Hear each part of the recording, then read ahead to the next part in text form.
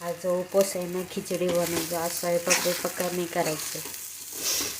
आज उद्या सकाळी उपवास सोडायचे. बघा, साबुदाण्याची खिचडी बनवते. ते शेंगदाण्याचे कूट टाकतात.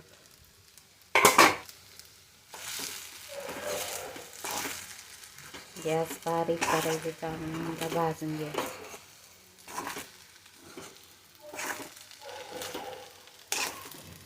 पंढरपूरच्या नाही का, पंढरपूरच्या एकादशी आहे आज. सगळे जगात आहे माहीत, सगळे जगात लोक उपवास धरतात. तुम्ही कोणी उपवास आहे का?